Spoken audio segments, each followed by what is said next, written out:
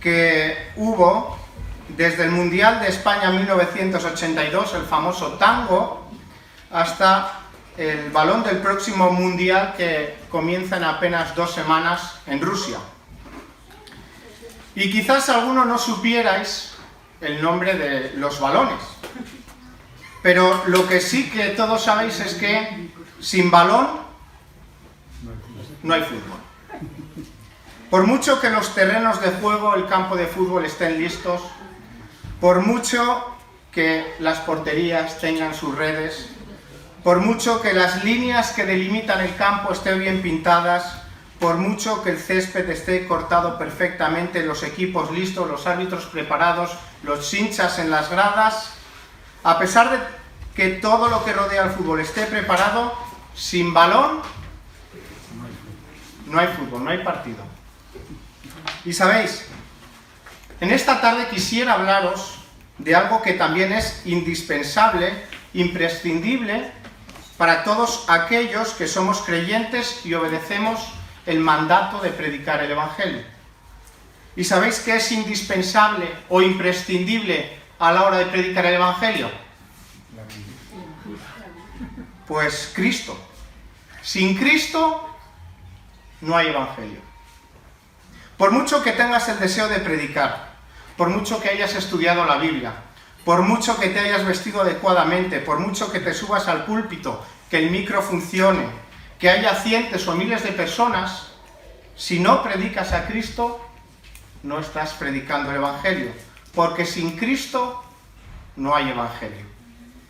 Y dejadme leeros Romanos capítulo 1, versículos 1 al 7, pero mientras lo buscáis en vuestras Biblias, recordad que estamos ante una carta que, como ya dijimos hace apenas 3 semanas, influenció a hombres de Dios tales como Agustín, Lutero, Calvino, Juan Wesley, hombres de Dios que a través de la lectura y la obediencia de esta carta fueron movidos a una mayor obediencia y fidelidad a las Escrituras, y lo cual redundó, como sabemos, en grandes avivamientos, en una gran reforma de la Iglesia y en un claro avance del Evangelio por todo el mundo. Y todo ello para la gloria de Dios. Fijaros lo que Lutero dijo acerca del libro de Romanos. Dijo que es la verdadera parte principal del Nuevo Testamento y el Evangelio más puro. Digna de que todo cristiano no solo la sepa de memoria, palabra por palabra. Ojalá supiéramos Romanos de memoria. Sino que de que se ocupe en ella como su pan cotidiano del alma, una luz brillante casi suficiente para iluminar toda la Escritura. Calvino, conocido como el exégeta de la Reforma, dijo acerca de Romanos: quien alcance a comprenderla habrá hallado en ella la puerta abierta para penetrar hasta el más oculto tesoro de la Escritura. Y yo, después de leer esto, la verdad es que pienso que es un privilegio que haya llegado hasta nosotros esta carta, la carta a los romanos. Es un privilegio poder leerla y estudiarla. Y vamos a leer los primeros 7 versículos. Romanos 1, del 1 al 7. Y dice así: Pablo, siervo de Cristo Jesús, llamado a ser apóstol, apartado para el Evangelio de Dios, que él ya había prometido por medio de sus profetas en las Santas Escrituras, acerca de su Hijo, que nació de la descendencia de David según la carne, y que fue declarado Hijo de Dios con poder, conforme al Espíritu de Santidad por la resurrección de entre los muertos, nuestro Señor Jesucristo, por quien hemos recibido la gracia y el apostolado para promover la obediencia a la fe entre los gentiles, por amor a su nombre, entre los cuales estáis también vosotros, llamados de Jesucristo. A todos los amados de Dios que estáis en Roma, llamados a ser santos, gracia a vosotros y paz de parte de Dios, nuestro Padre, y del Señor Jesucristo. Como vimos hace unas semanas, Pablo comienza esta carta presentándose. Y dice Pablo, pero vemos que no solo da su nombre, sino que empieza a dar detalles de su ministerio. Y la pregunta es, ¿por qué comienza presentándose con estas credenciales ministeriales? ¿Por qué explica su labor ministerial más que en otras cartas en las que daba un saludo quizás más abreviado que este?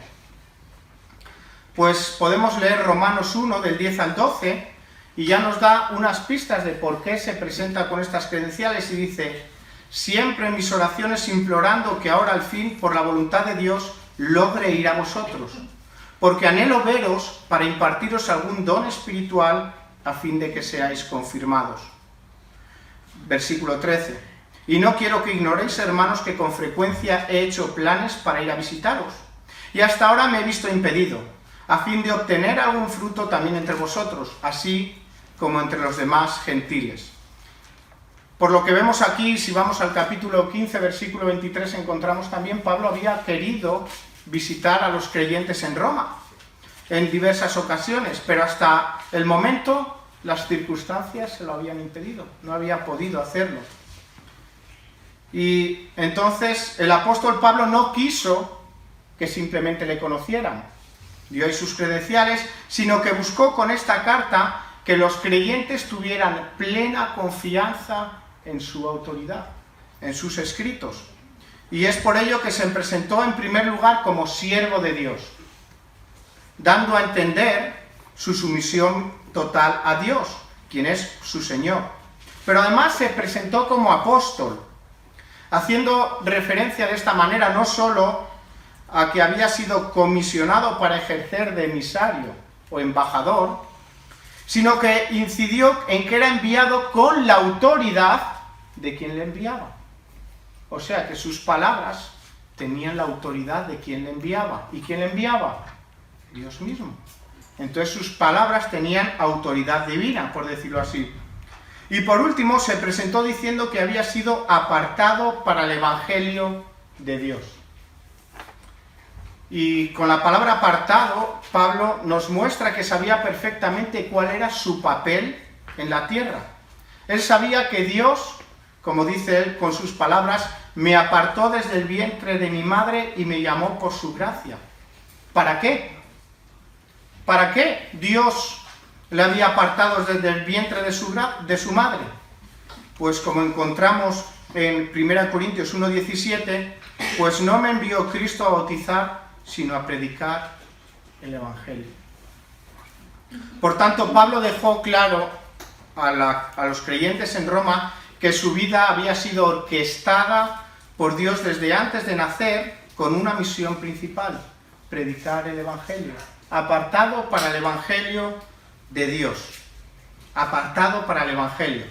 Entonces la siguiente pregunta que nos debemos hacer, y el segundo examen, ¿qué es el Evangelio? Poder de Dios para salvación. Poder de Dios para salvación. Bueno, la respuesta que casi todos diríamos es buenas nuevas o noticias. Pero el Evangelio es algo más que buenas nuevas o buenas noticias. Porque como vamos a ver en esta tarde, el Evangelio es predicar a Cristo. Porque sin Cristo no hay Evangelio. ¿Y cómo podemos llegar a esa conclusión? Pues simplemente observando el texto vemos que Pablo da 3 razones de por qué predicar a Cristo es predicar el Evangelio. Y la primera razón que da, final del versículo 1, es que predicar a Cristo es predicar el Evangelio porque así quiso Dios. La segunda razón que veremos es que predicar a Cristo es predicar el Evangelio porque así lo prometió Dios. Y la tercera razón es de por qué predicar a Cristo es predicar el Evangelio es porque así lo dijo Dios. Versículos 3 al 5. Así que en primer lugar, predicar a Cristo es predicar el Evangelio porque Dios quiso. Pues lo encontramos en el versículo 1, cuando dice: Pablo, siervo de Cristo Jesús, llamado a ser apóstol, apartado para el Evangelio de Dios. Según estas palabras, ¿de quién es el Evangelio? De Dios. De Dios. El Evangelio es de Dios, por lo tanto, el Evangelio, el mensaje del Evangelio, procede de Dios y le pertenece a Dios. El origen del Evangelio es divino. Y como Dios es el emisor de este mensaje, Él dice lo que quiere. Y esto lo entendió muy bien el apóstol Pablo, porque él en Gálatas 1 dice: quiero que sepáis, hermanos, que el Evangelio que fue anunciado por mí no es según el hombre. Pues ni lo recibí de hombre, ni me fue enseñado, sino que lo recibí por medio de una revelación de Jesucristo. Pablo aquí deja claro que el mensaje del Evangelio no es un mensaje que él pueda editar, que él pueda cambiar, que él pueda modificar, sino que el apóstol reafirma que el mensaje del Evangelio no tiene procedencia humana. No ha sido originado en un hombre. Su fuente no era el hombre, sino que era un mensaje divino, originado por Dios, procedente por Dios. ¿Y él simplemente qué era? El transmisor de este mensaje, el instrumento que Dios usó para proclamar este mensaje. Y Pablo tenía clara su labor. Él era un simple transmisor, el mensaje no se había originado en él no lo podía cambiar, sino que únicamente lo transmitía. Y de ahí que advirtiera a los creyentes acerca de alterar o adulterar el mensaje del Evangelio. Y dijo lo siguiente: si aun nosotros o un ángel del cielo os anunciara otro evangelio contrario al que os hemos anunciado, sea anatema, sea maldito. Por lo tanto, Pablo es el transmisor de un mensaje sin modificaciones, un mensaje procedente de Dios y para el cual Dios lo había escogido. ¿Qué importancia tiene hoy día el mensaje del Evangelio? Porque pensemos por un momento. Muchos dicen que el Evangelio no es actual. Muchos dicen que el Evangelio incomoda a las personas. Muchos dicen que no hay una verdad absoluta. Pero, ¿cuál es el origen del Evangelio? Dios mismo. Por lo tanto, este mensaje no cambia. Este mensaje no podemos alterarlo. ¿Por qué? Porque Dios lo quiso así, que es quien entregó este mensaje. Y pensaba en una ilustración que nos ayudara a poder tener clara la idea de que nosotros somos transmisores de este mensaje. Y pensaba, ¿qué objeto me puede ayudar a entender que yo simplemente transmito el mensaje, no lo edito? Y pensé en un megáfono o en un altavoz. Y en este caso, Dios sería la persona que da el mensaje y nosotros simplemente seríamos el megáfono o el altavoz que transmite lo que Dios quiere decir. Así que el Evangelio es un mensaje que no se altera. Y pensaba, vale, ahora voy a ilustrar lo contrario. ¿Qué no es el Evangelio? ¿Cuántos de vosotros habéis jugado, seguro que los niños a lo mejor hace poco, al teléfono roto, al teléfono loco o al teléfono escacharrado, que son diferentes nombres que he oído? ¿Cuántos habéis jugado a este juego? A mí esta semana me tocó jugar en una clase que estaban en el recreo, jugar al teléfono escacharrado, le llamaban ahí. ¿En qué consiste este juego?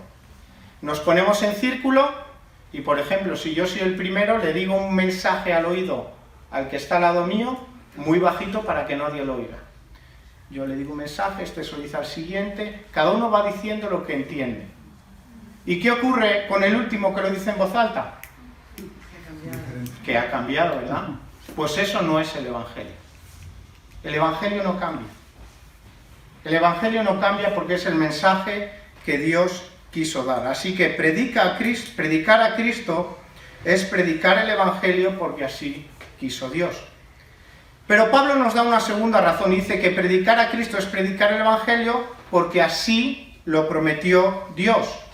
Versículo 2. Que Él ya había prometido por sus profetas en las santas Escrituras. Y este versículo enfatiza que el Evangelio, cuya fuente es Dios, no fue una revelación exclusiva de Dios a Pablo. No es un mensaje que apareciese en tiempos de Pablo. No es un mensaje que Dios dijera, Pablo, tengo una primicia para ti. No, sino que es un mensaje que ya fue prometido desde el Antiguo Testamento. Un mensaje que tras pasar cientos, miles de años, no ha cambiado. Y el mensaje es el mismo. El mensaje que Dios dio a través de los profetas es el mismo. Quizás para algunas personas, si lees el Antiguo Testamento, no comprendas todo hasta que no leas el Nuevo Testamento. Pero eso es lo que le pasó a los apóstoles.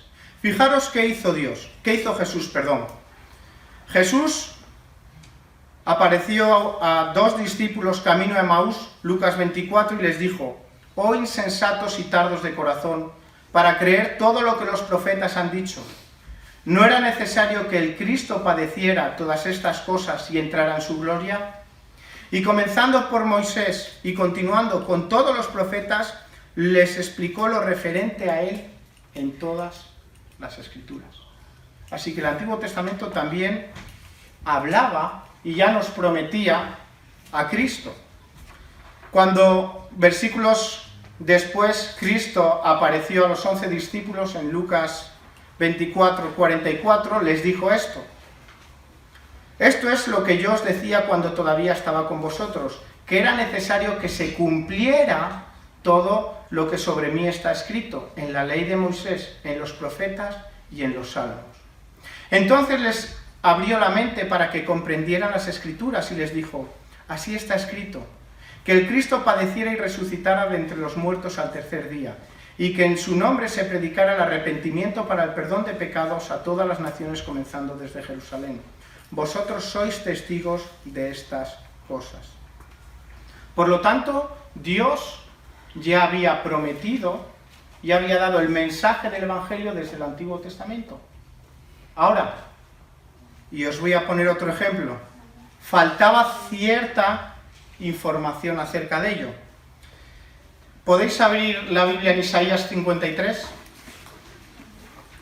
Abrid la Biblia, por favor, en Isaías 53.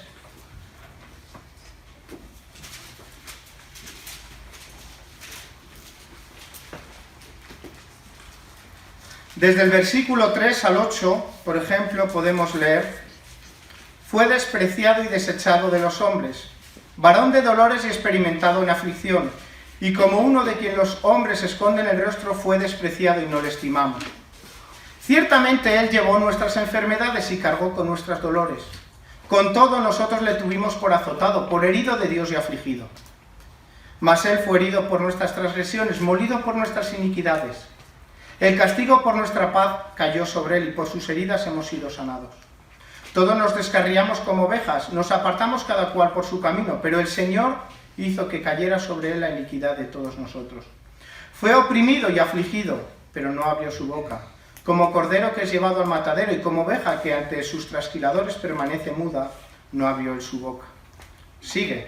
Pero este texto, ¿a quién hace referencia? A Cristo. ¿Seguro? ¿Nombra a Cristo el texto? Entonces, ¿cómo sabemos que es sobre Cristo? Por el Nuevo Testamento. Vamos a Hechos 8. Hechos 8.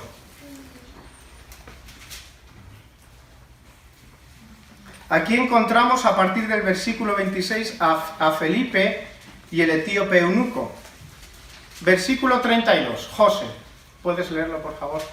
Versículo 32 y 33. ¿Qué estaba leyendo el etíope eunuco?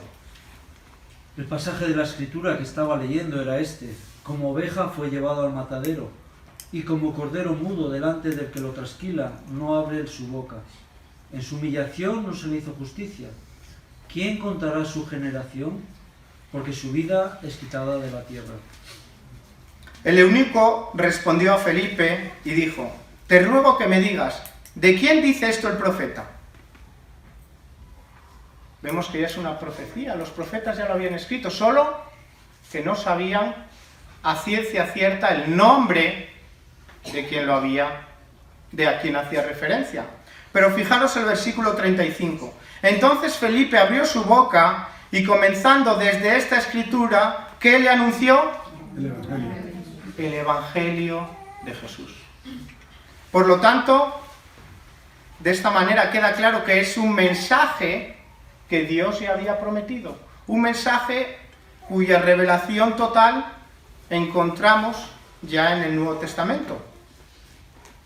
Pero es importante el Antiguo Testamento. Y de ahí que Pablo enfatiza y se refiere a este escrito como santo.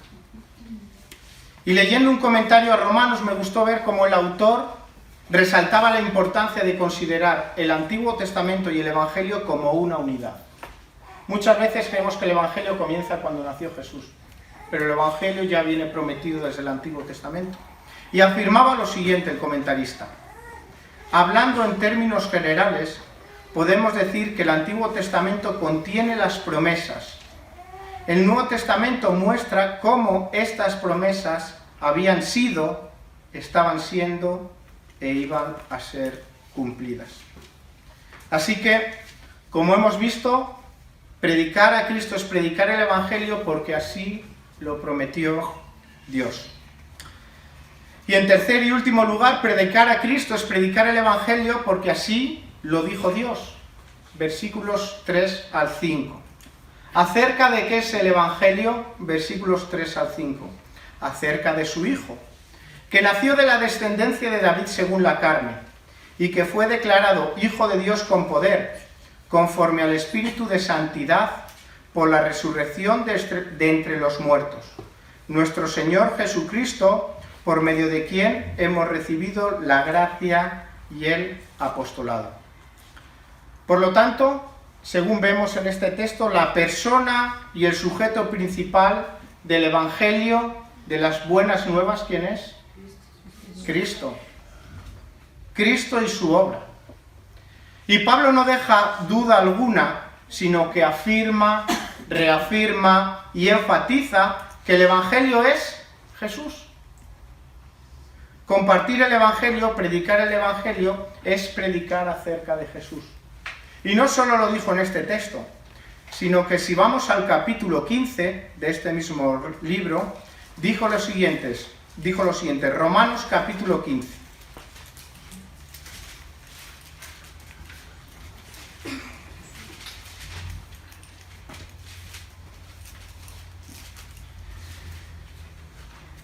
Dice, de manera que desde Jerusalén y por los alrededores hasta el Ilírico, he predicado en toda su plenitud el Evangelio de Cristo. De esta manera me esforcé en anunciar el Evangelio, no donde Cristo ya era conocido, para no edificar sobre el fundamento de otro. Por esta razón muchas veces me he visto impedido de ir a vosotros, pero ahora, no quedando ya más lugares para mí en estas regiones, y puesto que por muchos años he tenido un gran deseo de ir a vosotros, cuando vaya a España iré a vosotros, porque espero veros al pasar y que me ayudéis a continuar hacia allá, después de que haya disfrutado un poco de vuestra compañía. Fijaros, dice que desde Jerusalén y por los alrededores hasta el Ilírico he predicado en toda su plenitud, ¿qué? ¿El Evangelio de quién? De Cristo. Y sigue diciendo, de esta manera me esforcé en anunciar el ¿qué? El Evangelio, y dice, no donde Cristo ya era conocido. Entonces, predicar el Evangelio es presentar a Cristo, es predicar a Cristo. Y si todavía alguien incrédulo tuviera duda de que predicar el Evangelio es predicar a Cristo, vamos a otro texto. Primera de Corintios capítulo 15. Primera de Corintios capítulo 15. Otro texto que escribió el apóstol Pablo y en el cual resume y nos da una definición abreviada de lo que es el Evangelio. Y dice así: ahora os hago saber, hermanos, el Evangelio que os prediqué, el cual también recibisteis, en el cual también estáis firmes, por el cual también sois salvos si retenéis la palabra que os prediqué, a no ser que hayáis creído en vano. Porque yo os entregué, en primer lugar, lo mismo que recibí. Y aquí va a sintetizar el mensaje que él predicó. Que Cristo, aquí tenemos el sujeto de la acción, murió por nuestros pecados, conforme a las Escrituras, que Cristo fue sepultado, que Cristo resucitó al tercer día, conforme a las Escrituras, que Cristo se apareció a Cefas y después a los 12. Luego Cristo se apareció a más de 500 hermanos a la vez, la mayoría de los cuales viven aún, pero algunos ya duermen. Después Cristo se apareció a Jacobo, luego a todos los apóstoles, y al último de todos, como a uno nacido fuera de tiempo, se me apareció también a mí. Por tanto, como vemos en este texto, ya es claro, si hubiera alguna duda, que predicar a Cristo es predicar el Evangelio. Y como vemos en este texto, el Evangelio se centra en dos puntos importantes. Y el primero, como vemos en el versículo 3, es que Cristo murió por, podemos cambiar este por en sustitución o en lugar de que de nuestros pecados. Y que Cristo, en segundo lugar, ¿qué ocurrió? Resucitó de entre los muertos, conforme a las Escrituras. Esta es la síntesis del Evangelio. Cristo murió por nuestros pecados, pero la muerte no le retuvo. Cristo resucitó. Y prueba de ello es que apareció a todas las personas que ahí indican. Pero en Romanos 1, Pablo profundiza un poco más acerca de Jesús, mostrando una verdad central del Evangelio, una verdad que quizás a veces nos cueste entenderla, pero es así, la doble naturaleza de Jesús, el Hijo de Dios. Pablo habla de Jesús con una naturaleza divina, pero también con una naturaleza humana. Por lo tanto, Jesús es plenamente Dios, es el Hijo de Dios, pero también es plenamente hombre, descendiente de David, y David era una persona humana. Pablo afirma la deidad de Cristo al decir las palabras acerca de su Hijo, y un poco más adelante, Hijo de Dios. Habla de Jesús como Hijo de Dios. Y este título de Hijo de Dios lo encontramos cerca de 30 veces en los Evangelios, y identifica a Jesús como Dios mismo en esencia. Fijaros, Juan 1.1. Juan 1.1 dice: en el principio existía el Verbo, y el Verbo estaba con Dios, y el Verbo era Dios. ¿Qué era el Verbo? Dios. Versículo 14. ¿Y el Verbo qué hizo? Se hizo carne. Si el Verbo es Dios, y el Verbo se hizo carne, ¿quién se hizo carne? Cristo. Dios se hizo carne. Dios se hizo carne y habitó entre nosotros, y vimos su gloria, gloria como del unigénito Padre, lleno de gracia y de verdad. Por lo tanto, el Verbo era Dios, el Verbo se hizo carne. Jesús, por lo tanto, Jesús es Dios. Y esta es una verdad que nos aparta de ciertas supuestas religiones que niegan la deidad de Cristo. ¿Y dónde afirma que Jesús es hombre? En Romanos, el texto que hemos leído, cuando dice que nació de la descendencia de David, ¿según qué? Según la carne.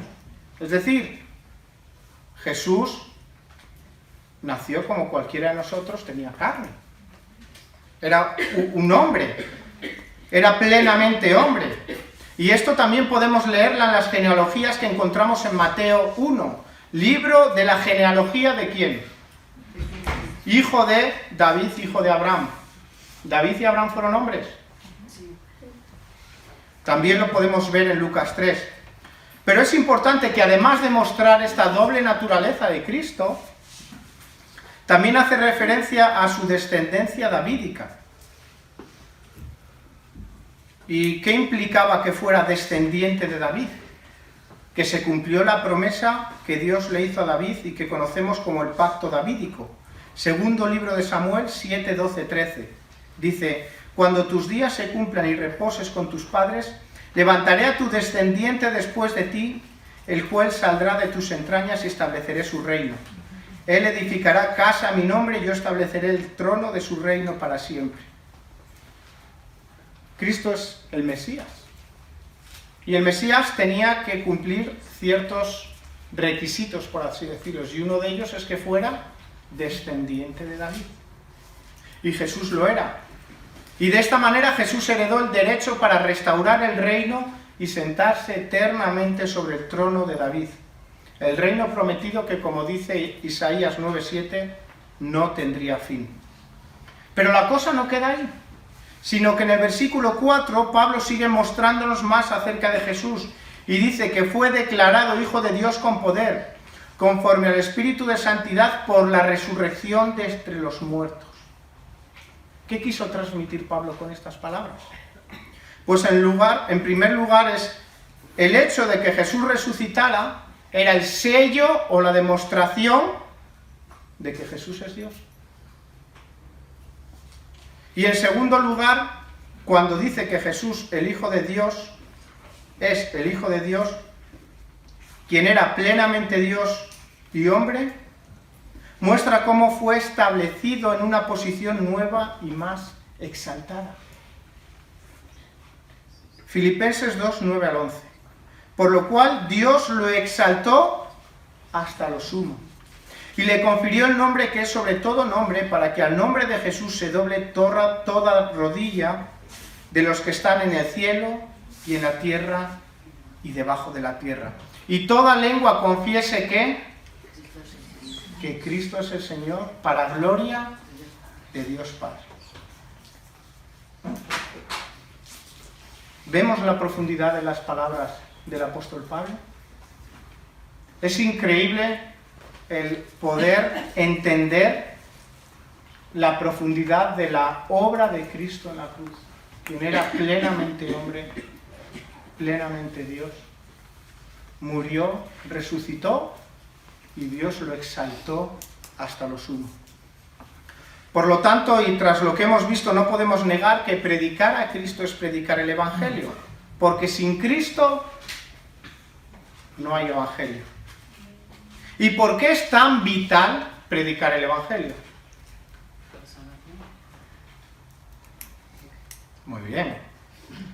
Versículo, lo leímos antes, 1 Corintios 15, 2. Dice, ahora os hago saber, hermanos, el Evangelio que os prediqué, el cual también recibisteis, en el cual también estáis firmes, por el cual también, como ha dicho Asis, sois salvos, para salvación. Si retenéis la palabra que os prediqué, a no ser que hayáis creído en vano. Un evangelio por medio del cual somos salvos. Y leía a un predicador contemporáneo que escribió lo siguiente: cada doctrina dentro de la fe cristiana debe estar en equilibrio. Caemos en el error cada vez que ponemos demasiado énfasis en la importancia de una verdad y descuidamos otras. Sin embargo, es imposible exagerar la preeminencia del Evangelio. No podemos hacer demasiado énfasis en el Evangelio. Nunca va a ser demasiado el énfasis que hagamos en el Evangelio. Y sigue diciendo, esta verdad se refleja en el hecho de que el Evangelio es la revelación más grande de Dios para el hombre y es el único mensaje por el cual los hombres pueden ser salvos. Consecuentemente, es también el único mensaje al cual debemos aferrarnos con tenacidad. Aunque la más mínima desviación de la verdad es peligrosa, podemos malinterpretar muchas cosas sin poner nuestros destinos eternos en riesgo. Sin embargo, estar equivocados en cuanto al Evangelio es estar equivocados en todo. No darle la preeminencia al Evangelio es malinterpretarlo por completo. Me encanta esta frase. El Evangelio es la revelación más grande de Dios para el hombre y es el único mensaje por el cual los hombres pueden ser salvos. Está hablando aquí de la exclusividad del Evangelio. Y cuando leía esto me venía a la mente dos versículos. Jesús dijo, yo soy el camino, la verdad y la vida. Nadie, absolutamente nadie, viene al Padre sino por mí. Hechos 4:12. En ningún otro hay salvación, en ningún otro, porque no hay otro nombre bajo el cielo dado a los hombres en el cual podamos ser salvos. Así que el Evangelio de Dios es proclamar el mensaje de Jesús. Y es un camino y un mensaje exclusivo para ir al cielo. No hay otro. No hay otro camino fuera de Cristo para ir al cielo. Así que cuando prediquemos el Evangelio no vamos a decir 3 pasos para ir al cielo, 3 no sé qué, 2 no sé cuántos. Ya os lo expliqué yo, para mi vergüenza, cuando la tutora de Inés hace unos años me preguntó, bueno, ¿vosotros en qué creéis? A mí se me ocurrió, bueno, mira, nosotros no creemos en el Papa. Cuando iba a decir otra cosa me cortó. No quiso escuchar más. Y cuando salimos de la reunión me dice Loida, anda, que tú también. Me da la oportunidad de decir algo y empiezas hablando del Papa. ¿No? Aprendí la lección. Pero vosotros, ¿qué creéis? Que Jesús dijo, yo soy el camino, la verdad y la vida. Nadie, ni tú ni yo, vamos al Padre si no es por Él. Y esta verdad tiene que hacernos pensar. Y unos versículos más adelante, Pablo muestra por qué es necesario para cualquier hombre escuchar el mensaje del Evangelio, escuchar a Cristo. Y aquí entra un término que quizás nos suene un poco extraño, pero habla de la justicia de Dios. Si leéis Romanos, fijaros cuántas veces habla de la justicia de Dios. Porque toda persona necesita la justicia de Dios para entrar en su presencia. Por eso, si alguien quiere la justicia de Dios, necesita oír el Evangelio. Porque el Evangelio es el medio por el cual se revela la justicia de Dios por fe y para fe. Y aquel que cree en Cristo tras escuchar el Evangelio es declarado justo y se le otorga, se le da la justicia de Dios, que es el requisito para estar en su presencia. Leed Romanos 3 en casa y veréis cómo dice esto. Y aquellos que ya hemos depositado nuestra fe en Cristo, yo me preguntaba, ¿estamos agradecidos con Cristo? ¿Reconocemos su obra? Y me preguntaba a mí mismo, ¿estamos predicando el Evangelio?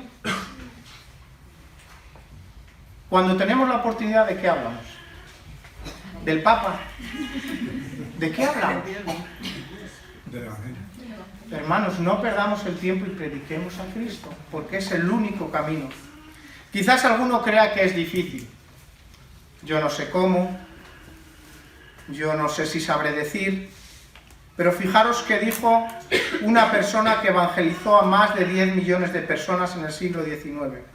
El príncipe de los predicadores, Spurgeon, dijo lo siguiente: para efectuar este trabajo no se necesita grandes dotes, no se precisa instrucción universitaria para poder anunciar el Evangelio de Jesucristo.